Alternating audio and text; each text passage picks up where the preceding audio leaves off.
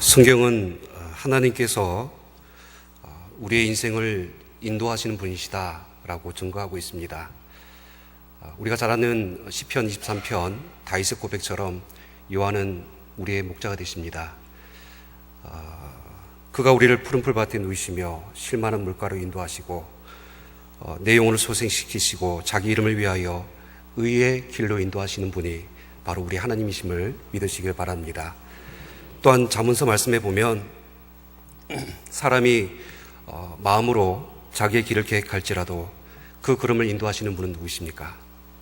여호와 하나님이시다라고 말씀하고 있죠. 성경의 모든 곳에서 하나님에 대해서 이야기를 할 때에 우리 인생의 길과 걸음을 인도하시는 분이 하나님이시다라고 이야기를 하고 있습니다. 그래서 어떤 신학자는 이런 이야기를 했습니다. 하나님은 어디에 계시는가? 위에 계신 하나님이 아니라 우리 앞에 계시는 하나님이시다. 그러니까 우리 앞에서 우리의 길을 예비하시고 우리의 길과 걸음을 인도하시는 분이 우리 하나님이시다라고 이야기를 했습니다. 저는 이런 하나님이 좋습니다. 때로는 우리 뒤에 계신 하나님도 좋아요. 우리 뒤에서 우리를 돌봐주시고 지켜주시는 하나님 참 좋죠. 때로는 내 옆에 계신 하나님도 좋아요. 나와 함께 동행하시는 하나님 참 좋죠. 근데 또 한편 우리 앞에 계셔서 우리의 길을 인도하여 주시는 이 하나님이 참 좋으신 하나님이십니다. 하나님께 인도하심을 받는다라는 것, 그것은 하나님의 거룩한 백성들이 또 하나님의 자녀된 우리들이 하나님으로부터 누리게 되어지는 특권이고 은총입니다. 사실 우리가 예수 믿기 이전에는 우리 인생의 주인이 우리였잖아요. 내 생각대로, 그리고 내가 결정하는 대로 내가 내 인생의 길을 주장하면서 살아왔다라고 볼 수가 있습니다. 하지만 우리가 예수를 믿고 난 이후에는 내 인생의 주인이 내가 아니라 여호와 하나님이시다는 사실을 믿음으로 고백하게 될 때에 이제는 더 이상 내 인생의 내 길을 걸어가는 사람이 아니라 하나님께서 가라 하시고 하나님께서 명령하신 바로 그 길을 인도하심에 따라서 걸어가는 사람이 되었다. 사실 이것이 엄청난 은혜라는 것이죠. 여러분 다시 한 번 더 질문을 여러분 앞에 드리기를 원합니다. 여러분은 하나님께서 우리의 인생의 그 길과 걸음을 인도하시는 분이심을 믿으십니까? 그렇게 믿으신다면 한 걸음 더 나가서 이렇게 여쭤보고 싶어요. 하나님의 인도하심에는 반드시 하나님의 뜻과 하나님의 계획하심도 있다라는 사실을 믿으십니까? 하나님의 그 인도하심 속에는 반드시 주님께서 우리를 통하여서 가지고 계신 그 하나님의 뜻과 계획을 이루어 가시려고 하시는 하나님의 뜻과 목적이 있다라는 사실을 우리는 반드시 기억해야 됩니다. 그런데 이제 한편으로 때로는 우리는 신앙생활을 하면서 이러한 하나님의 인도하심에 대한 의문을 가질 때가 종종 있습니다. 우리는 하나님의 인도하심을 의심 없이 신뢰해야 합니다. 그러나 때로 하나님께서 나를 어떻게 인도하실지, 어디로 인도하실지 사실 그 인도하심이 잘 이해가 되지 않고 헤아려지지 않을 때가 있어요. 하나님의 계획과 뜻이 보이지 않을 때가 있습니다. 그럴 때 이제 우리 마음에 찾아오는 것이 혼란이죠. 분별력도 잃어버리고 어떻게 해야 될지 답답하고 안타까운 어떤 상황 가운데 우리가 놓여질 때가 있다라는 것입니다. 그럴 때 이제 오늘 민수기 10장 말씀, 사실은 1절에서 6절 말씀까지 읽었지만은 10장 본문 전체의 말씀을 통하여서 우리가 어떻게 하면 하나님의 그 인도하심을 따라서 살아갈 수 있는지, 그리고 어떻게 하면 하나님의 그 인도하심을 받을 수 있는지 그 말씀에 대한 내용들을 같이 살펴보기를 원합니다. 오늘 본문 말씀의 배경은 이스라엘 백성들이 출애굽하여서 광야길을 걸어서 시내산에 도착합니다.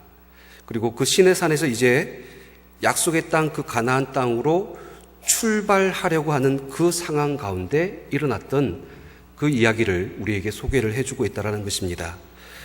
읽지는 않았지만은 10장 11절 말씀을 한번 봐주시길 바랍니다. 10장 11절 말씀에 둘째 해 둘째 달 스무 날에 구름이 증거의 성막에서 떠오르매 이스라엘 자손이 어디를 시내 광야에서 출발하여서 자기 길을 가더니 바란 광야의 구름이 머무니라. 여러분 여기서 이제 좀 체크하셔야 될 부분들이 이제 둘째 해 둘째 달 스무 날이라는 이 시간의 개념입니다. 그리고 장소가 시내 광야에서 출발했다라는 이 내용이죠. 좀 더 쉽게 이해시켜 드리기 위해서 여러분 성경 지도를 한번 좀 보셨으면 좋겠습니다. 계속해서 이제 그 출애굽에 대한 말씀들을 하면서 지명에 따라서 말씀을 이제 전해 왔었는데요. 여러분 보시기에 왼쪽 상단에서부터 보시면 빨간 거 보이시죠? 저기가 처음 출발했던 람세스이죠. 바로 그 밑에 주황색으로 표시되어진 부분이 숫꽃, 그리고 바로 밑에 노란색으로 표시되어진 부분이 그죠, 홍해 바다를 이제 건너는 내용이죠. 쭉 내려오시다 보면 마라를 지나게 되어집니다. 그리고 시나이 반도 맨 밑에 역삼각형의 파란색 부분, 이곳이 어디입니까? 오늘날 우리가 생각하는 시내산, 시내 광야가 있는 곳입니다. 근데 이제 출애굽기 19장 말씀에 보면 이 람세스를 출발해서 시내산, 시내 광야까지 오는 그 기간이 3개월이 걸렸다라고 그렇게 성경에 기록되어져 있죠. 이 시내 광야에서 이스라엘 백성들은 하나님으로부터 언약을 받습니다. 하나님께서 그 이스라엘 백성들을 하나님의 거룩한 백성, 하나님의 제사장 나라로 삼으시겠다라는 언약을 받죠. 그리고 그 가운데서 모세를 통하여서 율법도 받고, 그리고 하나님의 거룩한 백성으로 어떻게 살아가야 될지에 대해서 하나님의 율례와 법도, 이 율법을 받습니다. 그러면서 이제 그들은 하나님의 백성으로서 살아가는 법들을 훈련받고 교육을 이제 이곳에서 받았다라는 것입니다. 그리고 이제 오늘 본문 말씀 시내 광야를 출발하여서 그 약속의 땅 가나안 땅으로 행진하기를 시작하려고 하는데 시간이 언제예요? 2년, 2개월, 20일. 그렇게 계산하면 대략 이 시내 광야에서 이스라엘 백성들이 한 2년에서 한 열흘 정도 안 되는 시간 동안 이곳에 머물렀다라는 것을 볼 수가 있습니다. 이제 그런데 오늘 민수기 10장 말씀을 보시면 하나님께서 이스라엘 민족이 가나안 땅을 향해서 이제 출발하기 전에 아주 특별한 무엇인가를 준비하도록 하나님께서 명령하시는 이야기가 나오는데 그것이 바로 은나팔 2개를 준비하라라는 이야기입니다. 여러분 민수기 10장 1절 말씀 같이 보시겠습니다. 같이 있습니다. 시작. 여호와께서 모세에게 말씀하여 이르시되 은나팔 2를 만들되 두들겨 만들어서 그것으로 회중을 소집하며 진영을 출발하게 할 것이라. 하나님은 시내산을 출발하기 전에 모세를 통하여서 한 가지 명령을 하시는데 그것은 은으로 나팔을 몇 개? 2개를 만들라라는 그 말씀을 하십니다. 근데 그 이유가 있어요. 뒤에 3절에서부터 7절 말씀까지 쭉 보시면요. 이 언나팔이 사용되어지는 용도와 쓰임새에 대해서 6가지로 구분을 하고 있습니다. 그러니까 3절 말씀에 보면 나팔을 2개 불 때에는 온 회중들이 어떻게 합니까? 회막 문 앞에 모여서 나온다라는 표현이 나와 있죠. 그러니까 이것은 하나님 앞에 회막에서 예배를 드리기 위해서 나오라라는 그런 신호예요. 또 4절 말씀을 보세요. 이제는 2개가 아니라 하나만 불 때에는 천부장된 지휘관들만 나오라라고 표현되어져 있죠. 그리고 또 이 나팔의 그 소리 크기에 따라서 달라지는 것들이 있어요. 5절 말씀에 보면 한번 크게 불 때는 어떻게 합니까? 동쪽 진영에 있는 그 12지파 중에 6개 지파가 행진하라는 이야기고, 두 번째로 6절 말씀에 보면 두 번째로 크게 불 때는 남쪽 진영들이 행진하라라는 그런 신호인 것이죠. 이것은 어떻게 보면 무려 그러니까 200만 명이나 되는 이스라엘 민족들이 좀 더 하나님의 약속의 땅을 향하여서 걸어갈 때에 하나님의 그 명하신 그 계획대로 더 체계적으로, 조직적으로, 더 구체적으로 하나님의 명령에 따라서 갈 수 있도록 세밀하게 하나님께서 그 나팔 소리를 통하여서 인도하고 있다는 사실을 보여주고 있는 것입니다. 뿐만 아니라 여러분 소리를 작게 낼 때도 있어요. 6절 말씀에 보면 회중을 모을 때도 나팔 소리를 불 때 소리를 어떻게 크게 내지 말라라고 표현되어져 있습니다. 그러니까 작게 소리를 내면 그냥 예배를 하기 위해서 모이는 것이 아니라 그냥 회중들을 모으는 그런 소리로 그 소리를 냈다는 것이죠. 또 9절 말씀도 보세요. 너희 땅에서 너희가 자기를 압제하는 대적을 치러 나갈 때에 나팔을 크게 불라. 그러니까 전쟁을 시작하기 전에, 전쟁에 출전할 때에 이 나팔을 크게 불라고 그렇게 기록을 하고 있다는 것입니다. 이것이 이제 하나님께서 모세에게 명령하여서 만들게 하신 은나팔의 규례.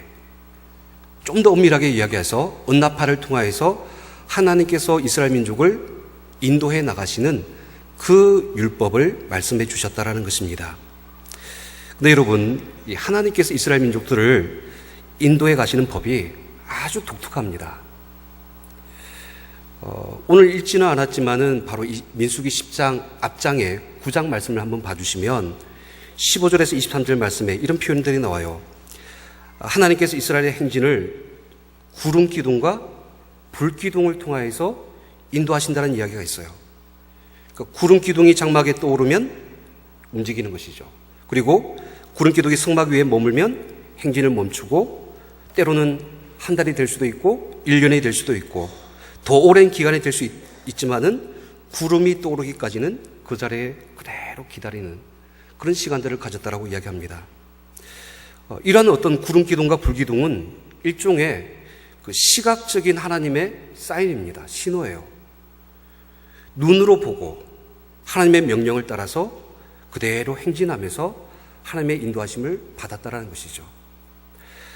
근데 이제 오늘 본문에 보시면 이 은나팔은 단순하게 이제 출발하고 멈추는 그 이상의 것들을 이야기하고 있어요. 출발하더라도 어떻게 더 구체적으로 하나님의 그 세밀한 인도하심을 따라서 이스라엘 백성들이 어떻게 무엇을 해야 될 것인가에 대해서 그 나팔 소리에 따라서 인도하심을 받았다라는 것이죠. 이것은 일종의 시각적인 신호가 아니라 무엇입니까? 들려지는 청각적인 신호로 인하여서 하나님의 인도하심을 받았다라는 것이죠. 그러니까 이스라엘 백성들이 나팔 소리가 울려 퍼지면 그 소리를 듣고 지금 우리가 무엇을 해야 되는지 그것을 깨닫게 되어졌고, 그 소리대로 순종하면서 그 약속의 땅을 향해서 그 길을 걸어갔다라는 것입니다. 결국 이제 종합해 보면 이렇습니다. 이스라엘은 그 광야길 여정 가운데서 하나님의 인도하심을 받았는데, 전체적인 그림은 이 구름 기둥과 불 기둥, 시각적인 하나님의 사인으로 보여주세요. 출발해야 될지 멈춰야 될지 그런 부분들을 하나님께서 말씀하시고 인도해 주시는 것이죠. 그런데 그 나머지 부분, 아주 디테일한 부분들이 있죠. 남쪽 진영이 움직여야 될지, 동쪽 진영이 움직여야 될지, 지금 우리가 뭐 해야 될 때인지, 흩어져야 될 때인지, 이런 모든 것들조차도 하나님께서 이 청각적인 은나팔을 통하여서 하나님께서 세세하게 인도해 주셨다라는 것입니다. 그럴 때 여러분, 우리 인생의 길도 하나님께서 인도하십니다. 그럴 때 우리는 잘 보고 잘 들을 수가 있어야 됩니다. 우리에게도 하나님께서 보여주시고 들려주시는 그 신호들, 사인들에 민감하게 반응할 수가 있어야 되는 것입니다. 하나님께서 우리에게 보여주신 것들, 들려주신 그 소리에 우리가 그대로 순종하며 반응하여서 나아갈 수가 있어야 된다는 것이죠. 만약 정말 하나님께서 우리의 하나님의 그 인도하심을 우리가 받기를 원한다면 우리의 눈과 귀도 하나님께서 사용하실 뿐만 아니라 우리의 모든 영적인 감각까지도 하나님께서 우리를 사용하셔서 하나님께서 지시하시고 가르쳐 주시고 명령하신 그 방향대로 올바로 갈 수가 있다라는 것입니다. 저는 개인적으로 가끔 TV를 볼 때에 야구를 봅니다. 우리 아이들은 야구 볼 때 다 도망을 갑니다. 저도 이제 야구를 이렇게 잘 하는 건 아니에요. 직접 하지는 않고 보는 것만 좋아해요. 근데 여러분, 야구에 보면 흔히 각본 없는 드라마라는 이 어떤 내용들이 있어요. 야구 한 경기에 보면 그 승리를 하기 위해서 감독들이 얼마나 치열하게 전략과 그리고 작전들을 펼쳐나가는지 모릅니다. 그런 것들이 사실 재미있어요. 근데 이제 가끔 이런 경우가 있어요. 감독이 사인을 냈어요. 번트를 하라고 이렇게 사인을 냈는데 선수가 그 사인을 못 알아들었어요. 그래서 그 작전이 실패되어서 그 경기에 지는 경우들이 있습니다. 설사 여러분, 그 선수가 못 알아듣고 자기 딴에는 잘 쳐보겠다고 해서 쳐서 홈런을 쳤습니다. 그러면 그 다음 경기에 그 선수가 나올 수 있습니까? 없습니까? 감독이 안 내버립니다. 그러니까 이런 어떤 원리가 있어요. 왜냐하면 야구는요, 단체 경기예요. 그러니까 팀 공동체를 위해서는 감독의 사인과 서로 간에 약속되어져 있는 이 신호에 따라서 움직일 때에 공동체가 승리를 할 수가 있다는 것입니다. 아무리 혼자서 잘한다 할지라도 이런 사인을 자기 마음대로 어긴다라면 결국 그 공동체, 팀은 깨어질 수밖에 없다라는 것입니다. 마찬가지입니다. 우리 신앙생활도, 우리 교회 공동체도 어떤 중요한 결정과 선택에 있어서 하나님의 그 인도하심을 받기를 원한다라면 하나님께서 우리에게 보여주시고 들려주시는 그 신호들, 그 사인들을 잘 깨닫고 그대로 순종하며 행하는 것이 우리에게 필요하다라는 것입니다. 그럴 때 이제 오늘 본문 말씀을 좀 더 한 번 더 나아가 보기를 원합니다. 여러분, 오늘 성경 말씀에 나오는 그러면 은나팔은 오늘날 이야기로 하면 과연 무엇일까? 특별히 오늘 여러분 그 나팔의 재료가 뭐라고 지금 말씀드렸죠? 은으로 만들었다고 말씀드렸잖아요. 근데 성경 시편 12편 6절 말씀에 이런 말씀이 있습니다. 한번 같이 읽겠습니다. 시작. 여호와의 말씀은 순결하며 흙도가니 위에 7번 단련한 은 같도다. 자, 하나님의 말씀은 순결하고 단련된 무엇과 같다? 은과 같다. 즉 하나님은 말씀을 은으로 비유하고 있어요. 그런데 이제 오늘 우리가 주목해야 될 것이 한 가지 더 있어요. 더 정확하게 이해하기 위해서 민수기 본문 말씀 10장 8절 말씀을 한번 봐주시기 바랍니다. 같이 있습니다. 시작. 그 나팔은 아론의 자손인 제사장들이 불지니 이는 너희 대대의 영원한 율례니라. 하나님께서 이 나팔을 불 때에 아무나 이 나팔을 불게 하신 것이 아니라 제사장에게 그 역할을 맡겼다라고 성경에 기록하고 있습니다. 즉 제사장에게 맡겨진 직무는 하나님의 그 인도하시는 신호를 받아서 그 나팔을 불어서 이스라엘 백성들에게 전달하는 역할입니다. 그러니까 결국 오늘날 이 제사장에게 나팔은 하나님의 말씀을 대신하여서 전하는 역할이라고 할 수가 있다는 것이죠. 더 엄밀하게 말하면 이 시대에 하나님의 몸된 교회에 세우신 제사장들, 성직자와 또 주의 종도를 통하여서 목회자들을 통하여서 하나님의 말씀이 선포되어질 때에 우리는 그 말씀을 잘 듣고 하나님께서 이렇게 살라고 하시는구나, 하나님께서 그 소리대로 그렇게 살아가라고 우리에게 지금 말씀하시는구나, 그렇게 깨닫기를 원하신다라는 것입니다. 오늘 담임 목사님께서 말씀을 주셨죠. 어떤 말씀을 주셨습니까? 바울과 디모데 기억나십니까? 교회 밖을 나가면 한번 틀어버리면 다 잊어버리는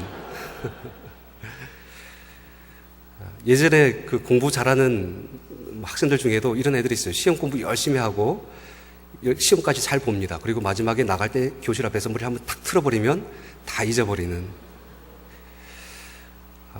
오늘 주신 말씀을 한번 여러분 기억해 보시기 바랍니다. 사실 우리는 그 말씀을 사람의 말로 받는 것이 아니라 하나님의 말씀으로 받는 거예요. 우리도 디모데처럼 정말 교회를 믿음 안에서 굳건히 만들고 날마다 부흥하게 만드는 그리스도의 일꾼이 되라고 지금 우리에게 말씀하시는구나. 그래서 우리는 디모데 어머니처럼 믿음의 유산을 물려주는 사람이 되어야 되고, 그래서 자신의 그 연약한 단점을 오히려 장점으로 활용해야 되고, 더 나아가서 모든 사람에게 칭찬을 받는 사람이 되라고 지금 하나님께서 나에게 말씀하시는구나, 우리 공동체에게 지금 말씀하시는구나. 한 주 동안 이 말씀을 붙들고 하나님의 인도하심을 기대하면서 또 하나님께서 어떻게 이런 일들을 이루어 가실지를 바라보면서 믿음으로 순종하며 이 말씀을 붙들고 살아가라 라고 받아들이는 것입니다.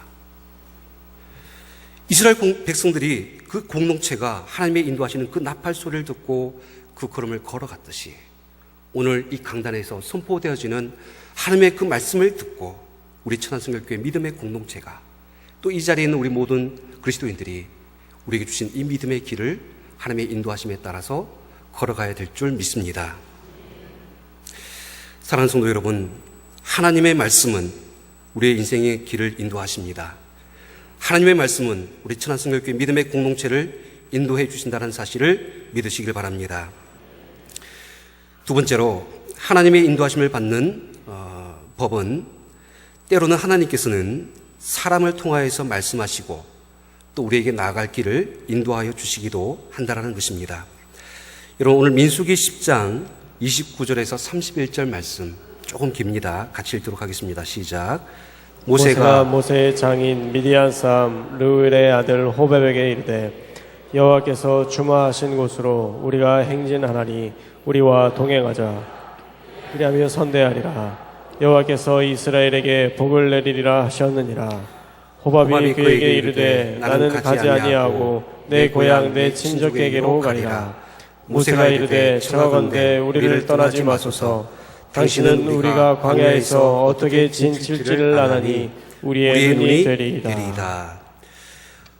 민수기 10장에는 당시 시내산에서 가나안 땅으로 출발할 때에 모세와 호밥이라는 사람이 나눈 그 대화의 내용이 마치 에피소드처럼 이렇게 끼어 들어와 있어요.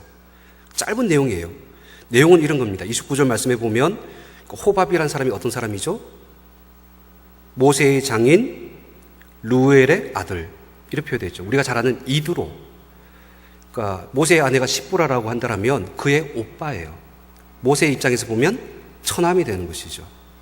그러니까 이 호밥이라는 사람에게 모세가 한 가지 부탁을 합니다. 여호와께서 우리에게 주시겠다라고 약속하신 그곳으로 이제 행진을 하는데 우리와 함께 어떻게 동행하자, 같이 가자. 근데 호밥이 어떻게 대답합니까? 안 가겠다고 거절하죠. 나는 내 고향 친척에게로 갈 것이다 라고 이야기합니다. 그러니까 이제 모세가 다시 한 번 더 간청을 하죠. 읽지는 않았지만 32절 말씀에 보면 우리와 동행을 하면 여호와께서 우리에게 복을 내리시는 대로 우리도 당신에게 행하리이다. 만약 당신이 우리와 같이 가면 하나님께서 복을 주실 것입니다. 그러니까 같이 갑시다. 이렇게 대화를 나누는 내용입니다. 결과론적인 이야기지만은 사사기 4장의 말씀에 보면 이 호밥도 모세와 함께 이 가나안 땅의 길을 향하여서 같이 동행을 하였습니다. 그리고 그 사사기 4장 말씀에 보면 그 호밥의 그 자손들이 그 가나안 땅을 분배를 받아서 함께 그 땅에 정착했다라는 이야기가 기록되어져 있어요. 근데 오늘 여러분께서 주목하셔야 될 것이 모세가 왜 호밥에게 이런 어떤 동행을 부탁했는가? 민수기 10장 아까 읽었던 31절 말씀을 보세요. 모세가 이르되 청하건대 우리를 떠나지 마소서. 당신은 우리가 광야에서 어떻게 진칠지를 아나니 우리의 무엇이 되리라? 눈이 되리다. 모세는 그러니까 호밥이라는 사람이 미디안의 그 제사장이었던 이드로의 아들이지 않습니까? 그러니까 이미 그 시나이 반도라는 아까 그 지명의 지리적인 어떤 상황들을 이미 알고 있었던 사람인 것 같아요. 그래서 이제 모세는 그 광야길을 걸어갈 때에 호밥이 이 길을 잘 알고 있으니까 당신이 우리의 눈이 되어달라, 우리의 길 안내자가 되어달라라고 그렇게 부탁을 했다라는 것입니다. 근데 여러분, 이 이야기를 한편으로 보면 이렇게 좀 생각을 할 수가 있어요. 모세가 하나님의 인도하심을 받지 않고 그 인간적인 도움을 구하는 그런 모습이 아니겠구나, 아닌가, 그러니까 이렇게 보여줄 수도 있죠. 사실 오해의 소지가 있어요. 하지만 이 이야기는 그렇게 봐서는 안 됩니다. 여러분, 모세는요 절대적으로 하나님의 인도하심을 따르고 있어요. 하지만 주변의 사람들로부터 도움의 손길도 하나님께서 주시는 것으로 분별하여서 그것을 받아들이고 있다라는 것입니다. 하나님께서 호밥을 통하여서 역사하셔서 그의 지식과 지혜를 활용할 수 있도록 열어놓으신 것을 모세는 받아들였다라는 거예요. 그리고 하나님의 인도하심만을 따라야 한다라고 하면서 그 모든 것들을 배제한 것이 아니라 한 사람의 도움까지도 하나님께서 주신 것으로 사용했다라는 것을 우리에게 보여주고 있는 것입니다. 가끔 뉴스에 보면 이런 기사가 뜰 때가 참 안타까워요. 어떤 시골에 교회 목사님이 자녀들이 병들었는데 하나님께서 고쳐주실 것이라고 해서 병원에 데려가는 것을 거부합니다. 그리고 의사들을 만나는 것을 이제 거절하죠. 이것은 하나님을 향한 불신이다라고 생각을 해서 그렇게 거부를 합니다. 결국 자식들이 병들어서 죽었어요. 그것이 신문기사에 납니다. 그 목사님은 법적인 어떤 처벌을 받게 되는 이런 기사들. 사실 이건 아니잖아요. 어떻게 보면 의료적인 부분들, 의사의 그 손을 통하여서 하나님께서 역사하시고 하나님의 일을 이루시기도 하신다는 것입니다. 하나님께서만 이라고 이렇게 생각하는 그런 어떤 맹목적이고 극단적인 그런 부분들은 오히려 우리의 어떤 하나님의 인도하심을 차단하는 잘못된 장애물이 될 수 있다는 것입니다. 우리가 잘 아는 그 이야기 중에 또 그런 이야기가 있어요. 배를 타고 가다가 조난을 당해서 물에 빠져 죽으려고 하는데 하나님께 막 살려달라고 기도를 드리는 거예요. 근데 이제 그때 구조선이 왔어요. 그럼 어떻게 해야 됩니까? 타야 되잖아요. 근데 지금 내가 하나님 앞에 기도했다 이거예요. 그러니까 하나님께서 도와주실 거니까, 살려주실 거니까 가라는 거죠. 결국 어떻게 합니까? 죽습니다. 하나님 앞에 올라갔어요. 따집니다. 하나님, 내가 그렇게 기도했는데 왜 안 도와주시고 저를 이렇게 죽게 하셨습니까? 하나님께서 뭐라고 대답하시죠? 내가 내 기도를 들어가지고 구조선을 보내줬는데 네가 왜 그걸 거절했는지, 너 왜 그랬냐? 이렇게 하나님께서 대답을 하신다는 것이죠. 우리 인생에도 하나님께서는 이처럼 주변의 사람들과 돕는 손길을 통하여서 하나님의 인도하심을 허락하여 주신다는 것을 우리에게 오늘 본문이 가르쳐주고 있다는 것입니다. 세 번째입니다. 마지막으로 하나님께서 우리를 인도하시는 법은 우리의 기도를 통하여서 하나님의 인도하심을 받을 수 있다는 것입니다. 마지막으로 하나님께서 이스라엘 백성들을 인도하자는 그 과정에서 모세가 취한 아주 훌륭한 한 가지 태도가 있어요. 그것은 바로 모세가 하나님의 인도하심을 위하여서 항상 기도했다는 것입니다. 민수기 10장 34절에서 36절 말씀입니다. 같이 읽겠습니다. 시작. 그들이 진영을 떠날 때에 낮에는 여호와의 구름이 그 위에 덮였었더라. 그가 떠날 때에는 모세가 말하되 여호와여 일어나사 주의 대적들을 흩으시고 주를 미워하는 자가 주 앞에서 도망하게 하소서 하였고, 그가 쉴 때에는 말하되 여호와여 이스라엘 종족들에게로 돌아오소서 하였더라. 이것이 모세가 기도했던 모습이에요, 여러분. 언약궤가 떠날 때에도 기도하고, 언약궤가 쉴 때에도 기도하고. 그러니까 어떤 이스라엘 백성들의 행진에 있어서 출발할 때에는 어떻게 합니까? 여호와여 일어나사 주의 대적들을 흩으시고 주의 미워하는 자들을 주 앞에서 도망가게 하소서. 주의 앞길을 가로막고 있는 모든 대적들로부터 우리 이스라엘 민족을 하나님 지켜주시고 보호하여 주옵소서. 그렇게 기도했다라는 거예요. 그리고 그 언약궤가 쉴 때에는 여호와여 이스라엘 종족들에게 돌아오셔서 이 가운데 우리와 함께하여 주시옵소서. 모세는 모든 시작과 마지막에 매사에 하나님 앞에 기도함을 통하여서 그 하나님의 인도하심을 구하였다라는 것입니다. 이 광야길을 걸어가면서 그 모세의 리더십은 사실 모세 자신으로부터 나온 것이 아니라 하나님께 의탁하는 그 기도의 힘에서 나왔어요. 항상 하나님께서 함께해 주실 것을, 하나님께서 이스라엘 백성에게 임재해 주실 것을 구하는 그 기도로 말미암아 그 모든 길과 걸음 순간순간마다 하나님께서 역사하시고 인도해 주실 것을 기도하면서 걸어갔다라고 우리에게 말씀하고 있는 것입니다. 사랑하는 성도 여러분, 이것이 바로 하나님의 인도하심을 받는 세 번째 비밀입니다. 기도하는 자는 하나님께서 반드시 인도해 주십니다. 기도하는 자에게 베푸시는 하나님의 인도하심을 여러분 경험해 보시기를 주님으로 축원드립니다. 얼마나 신비롭고 놀라운지 몰라요. 내가 생각한 이상의 것들, 내가 마음으로 계획했던 그것보다도 더 놀라운 일들을 하나님께서 우리 가운데 이루어 주실 줄 믿습니다. 정말 우리가 하나님의 인도하심을 구한다면 여러분 기도의 자리를 날마다 사모하시길 바랍니다. 새벽 예배 나오시기 바랍니다. 이봐요, 목소리 작잖아요. 하루를 시작하면서 하나님의 인도하심을 구해야 될 거 아니에요. 오늘 하나님의 말씀이 뭐라고 말씀하시는지 들어야 될 거 아니에요. 그 기도하신 가운데서 하나님의 뜻과 생각들을 분별할 수가 있어야 되잖아요. 설사 멀어서 못 나온다 할지라도, 건강 때문에 이 교회로 나오지 못한다 할지라도 아침에 눈을 떴을 때에 하나님 앞에 기도하면서 또 그 말씀을 하고 시작해 보세요. 그러면 매 순간순간마다 하나님께서 우리를 어떻게 인도하시는가를 여러분들 경험하게 될 것입니다. 오늘 하루의 복된 삶이 하나님의 인도하신 가운데에서 시작되어지기를 주님으로 축원드립니다. 오늘 본문 말씀의 마지막 이제 결론이라면 이 모든 말씀의 공통적인 주제는 하나님의 인도하심을 이렇게 받으라는 것입니다. 우리의 눈과 우리의 귀를 다 동원해서 하나님께서 뭐라고 말씀하시는지 보고 듣고 그것에 영적으로 민감하게 반응하고 순종하고 그 인생의 길과 걸음을 걸어가라는 것이죠. 또 모세가 하나님께서 인도하실 때에는 우리 주변을 되돌아보면서 하나님께서 나의 동력자를 세워주시고 또 돕는 손길들을 통하여서 또 어떤 길로 인도해 주시는가를 또 한번 살펴보라는 것입니다. 더 나아가서 모세가 기도했던 것처럼 하나님 앞에 간절히 기도하면서 매 순간마다 이런 하나님의 그 인도하심을 경험하시는 저와 여러분 되시기를 주의 이름으로 축원드립니다. 기도하시겠습니다.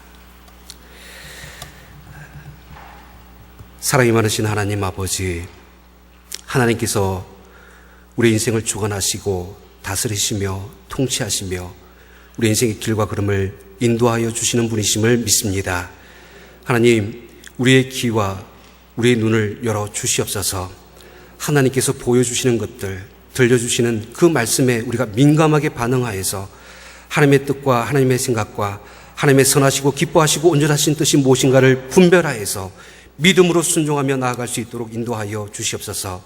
때로는 하나님 우리에게 동력자를 주시고 돕는 그 손길을 통하여서 하나님의 선하신 인도하심을 경험할 수 있도록 도와주시옵시고 날마다 매 순간마다 하나님 앞에 무릎으로 나아갈 때에 기도할 때에 하나님께서 우리 가운데 역사하시고 도우시는 놀라신 큰 은혜를 우리 삶 속에서 경험할 수 있도록 주의 인도하여 주시옵소서. 예수 그리스도의 이름으로 기도하옵나이다. 아멘.